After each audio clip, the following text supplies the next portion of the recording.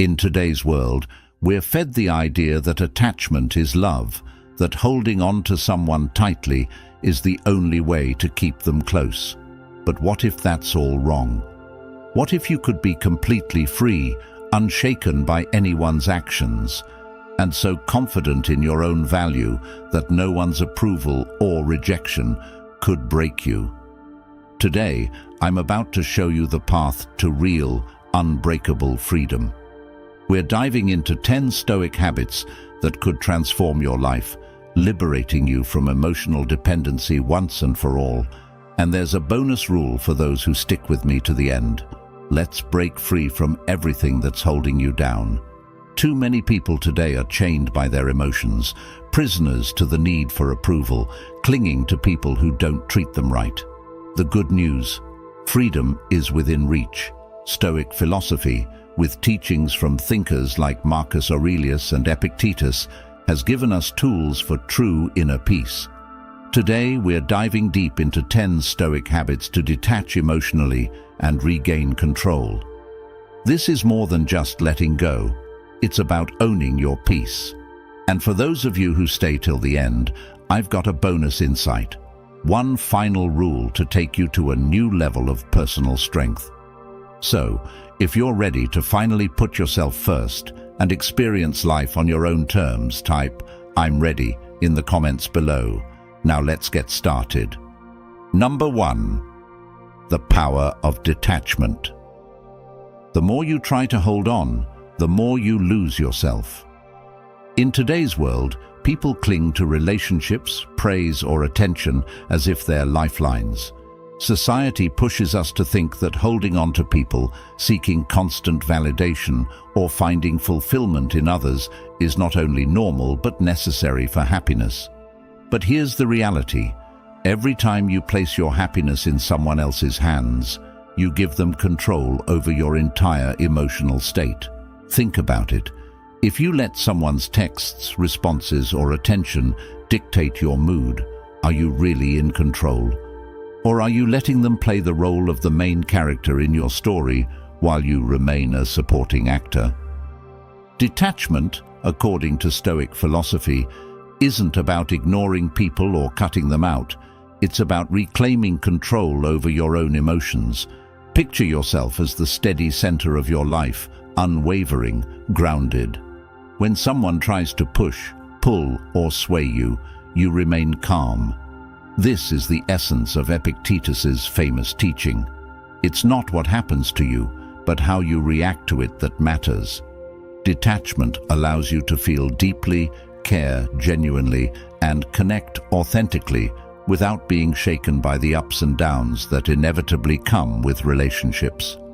You become the rock in a storm, the steady anchor that doesn't drift, unshaken by the tides of someone else's changing mood. Every time you feel that spike of anxiety because someone hasn't responded, ask yourself, why does this bother me? Am I giving them control over my happiness? Replace the urge to check your phone with something grounding, a walk, journaling, or deep breathing. Practice observing the impulse without acting on it. Every time you resist the urge to check for validation, you're building emotional muscle, reclaiming a piece of yourself.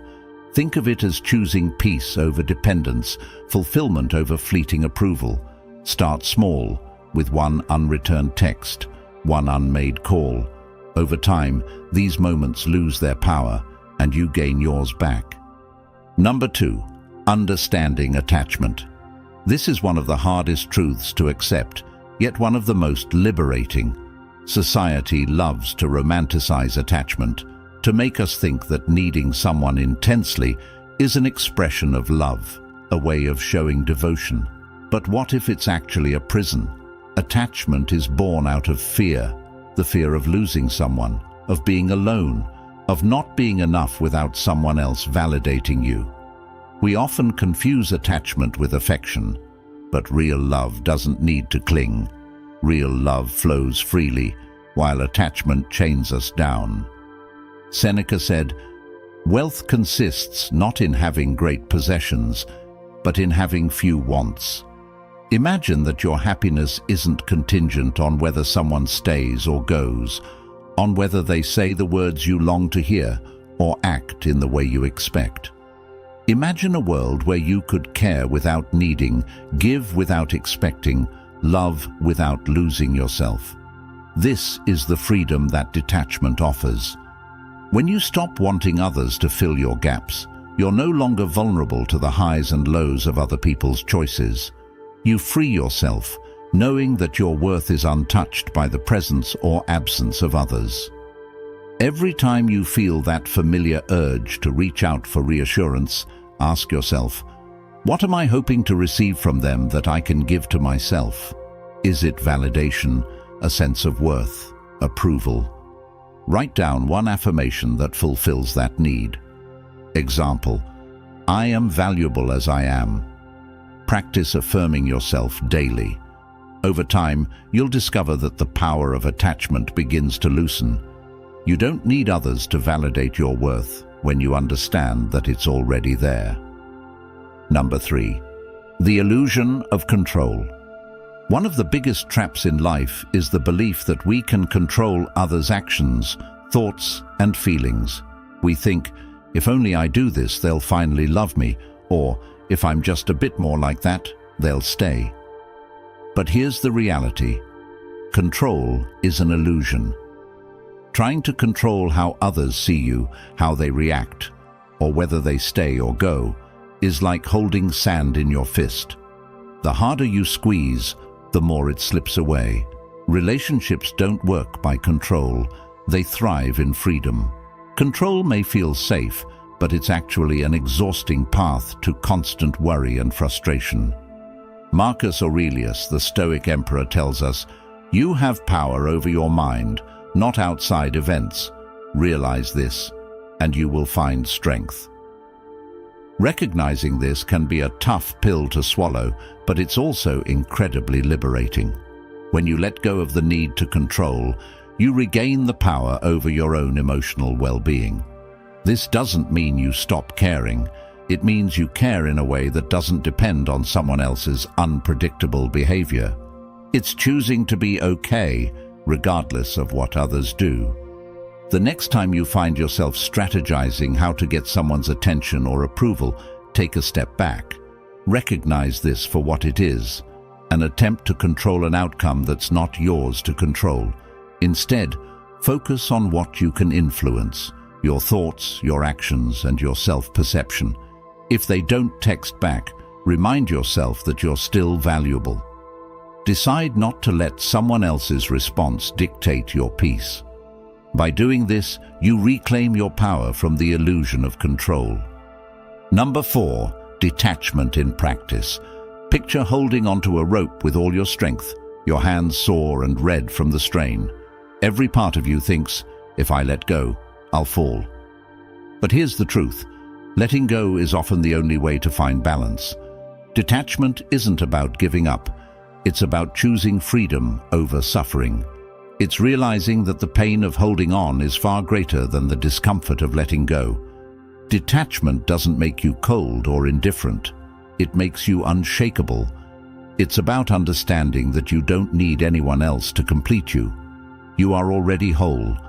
When you detach, you become someone who can love fully without losing yourself, who can give without expecting anything in return, who can care without letting it consume you. You are free to connect, to be vulnerable, without chaining your happiness to someone else's presence. This is the true meaning of strength, not the ability to hold on, but the courage to let go. Identify one area in your life where you're holding on too tightly.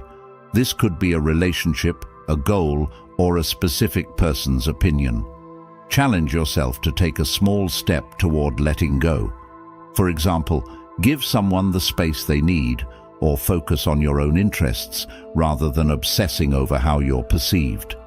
Gradually, you'll realize that letting go isn't the end, it's a beginning. You start living on your own terms, guided by your values, rather than chained to someone else's actions. Number 5. Path to inner happiness. Happiness isn't something you find in others. It's something you cultivate within. Society sells us the idea that happiness is somewhere out there, a person, a place, a relationship. But Stoicism teaches a radically different approach. Happiness is not something that anyone else can give or take away. True happiness is born from inner peace, from knowing that you are whole in yourself, complete without needing anyone's approval. Happiness found in others is fragile, but happiness rooted in self-worth is unbreakable. Epictetus tells us, happiness is not in getting what you want, but in wanting what you have. Imagine the freedom that comes from knowing that your happiness is yours to create, that no one can take it from you. When you stop searching for happiness outside yourself, you stop putting conditions on it. You realize that happiness is an internal state, cultivated by gratitude, by simplicity, by contentment with what already is. Imagine a life where whether someone stays or goes, you remain at peace, because your happiness is not tied to them, but to your own appreciation of life. Every day, make a list of 3 things you're grateful for. Focus on the simple things: a good meal, a moment of silence, the feeling of a warm shower. These may seem small, but this practice grounds you in the present, training your mind to find joy in what you have, rather than constantly chasing what you don't. As you do this regularly, you'll notice a shift. You'll realize that happiness was never outside of you. It was always within, waiting for you to see it. Number 6. Embrace the present. How much of our time is spent replaying old conversations, wishing we'd said something differently, or planning for what might go wrong in the future? The reality is, the only place we have power is in the present moment. Imagine if, for just one day, you could let go of every what if and if only thought and focus solely on what's happening right now. Marcus Aurelius put it best: confine yourself to the present. The Stoics understood that to live fully is to be present. When you're present, you're not held back by regrets or paralyzed by anxieties. You're free to appreciate what's around you, to actually live. This doesn't mean ignoring the future or forgetting the past, but it does mean refusing to let them control your happiness. Embracing the present means giving up the illusion of perfect timing and instead finding joy in today. Create a daily habit of mindfulness. Each morning, take 5 minutes to ground yourself. Close your eyes, take a few deep breaths, and simply observe what's around you: the sounds, the temperature, the sensations. Throughout your day, practice noticing moments without judgment. If you're having a meal, focus on the taste, texture, and temperature of each bite. Practicing presence in the small moments teaches your mind to let go of unnecessary worry and live fully right where you are. Number 7. Reframe your thoughts. Your mind is a mirror. Whatever you tell yourself, you'll see reflected in reality. Thoughts are incredibly powerful. They shape how we feel, act, and live. But too often, we let our thoughts run unchecked. We accept every negative belief as truth, even when it's based on nothing more than fear. The Stoics teach that our thoughts are tools we can control. If your mind constantly tells you, "I'm not good enough," "I need someone to complete me," or "I'll never be happy without them," you're building a prison of your own making. Marcus Aurelius said, "The soul becomes dyed with the color of its thoughts."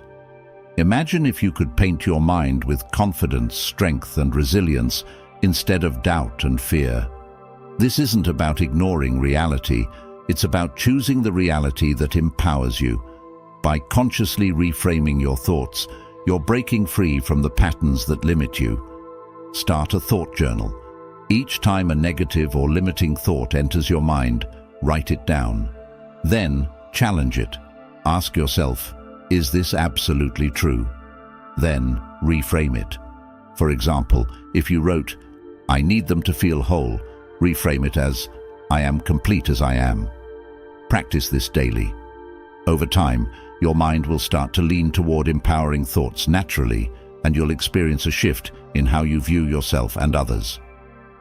Number 8. Set healthy boundaries. Boundaries are the limits we set to protect our peace. Many of us fear setting boundaries because we're afraid of pushing people away, of being seen as selfish or cold. But the reality is, boundaries are a way to honor ourselves and our energy. Imagine you're a house with an open door. People come in and out whenever they want, and over time, your space becomes cluttered, loud, and overwhelming. Boundaries are like the door lock. They're not meant to keep everyone out, but to ensure that only those who respect you are invited in. When you set boundaries, you're showing the world that you respect yourself, and you're teaching others to do the same. Saying no when something feels wrong isn't rejection. It's a powerful affirmation that your peace and energy matter. Think about this. Every yes you give to someone else is a no you give to yourself. So, where will you draw the line? Begin by identifying one boundary you need to establish, whether it's time for yourself, limiting communication with someone, or deciding when you're available to help others. Practice setting this boundary with kindness but firmness. For example, if you need time to recharge, you might say, "I appreciate you reaching out, but I'll be available after 7 p.m. This way, you're respectful while also standing up for your needs. The more you do this, the easier it becomes, and others will start respecting your space. Number 9. Engage in self-care. In today's world, self-care often gets oversimplified to mean pampering yourself. While relaxation is part of it, self-care is much deeper. It's the ongoing practice of maintaining your mental, physical, and emotional health. Imagine trying to keep a car running without ever refueling it. Eventually, it breaks down. Our bodies and minds work the same way. Without regular self-care, we become depleted, stressed, and reactive. Seneca reminds us, "A sound mind in a sound body is a short but full description of a happy state." Self-care is about fueling yourself so that you can show up as your best self, both for yourself and others. It's about building resilience so that you're not dependent on anyone else to fill your needs. When you prioritize self-care, you're sending a powerful message to yourself that you are worthy of love, rest, and respect. Start simple. Choose one activity each day that replenishes you, whether it's reading, taking a walk, practicing gratitude, or even just enjoying a peaceful moment alone. Schedule it like an appointment with yourself and protect it fiercely. Over time, these small acts of self-care will add up, and you'll feel less inclined to seek validation or fulfillment outside of yourself. You'll become your own source of peace and energy. Number 10. Practice gratitude. Gratitude shifts our focus from what we lack to what we have. In a world that's constantly telling us we need more love, more success, more things, it's easy to feel like we're never enough. But here's the truth. Gratitude is the antidote to this endless cycle of dissatisfaction. When you practice gratitude, you're training your mind to see abundance instead of scarcity. You're choosing to see the beauty in what already exists. Epictetus teaches, "Do not spoil what you have by desiring what you have not."